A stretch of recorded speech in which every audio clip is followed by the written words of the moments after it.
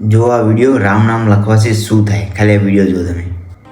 રામ હવે માતાજી આનું શું કરશો એવું થાય તમને. કુકાર મેલેમાં તમે માનતા હોય તો આ રામ કોમેન્ટ નામમાં શેર જેમ કરી તમે દેજો. પૈસા હાચવો છો ને બેંકમાં, લોકરમાં, રામ માળી રામ.